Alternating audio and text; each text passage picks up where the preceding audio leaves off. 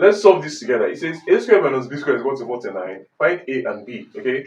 So the first thing we can do here is to say that since a squared minus b squared is equal to 49, and this is difference of two squares, all right? We can now say that a plus b multiplied by a minus b is equal to 49. Okay.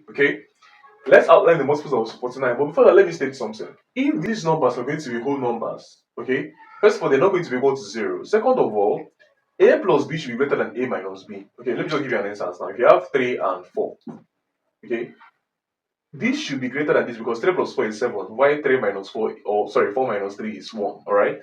Knowing that now, let's outline the multiple of 49. So multiple of 49 is equal to 7 and 7 and 1 and 49. Okay.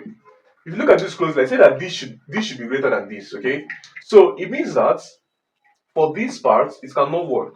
So we're going to only use this second multiples. So that we have that a plus b here should be the greater one, which is 49, and a minus b should be equal to 1. Now, from here, we have that if we add these two equations up, we have 2a to be equal to 50, a to be equal to 25. Now, if a is 25, it means that b from equation 2 is 24. Okay, so these are the answers for a and b in this equation. Thanks for watching.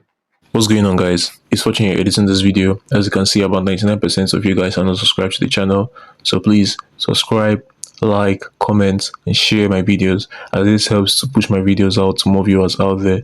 The more you subscribe, the more viewers can see my videos, the more we grow in this community. Thanks for watching, and I'll see you guys in my next video.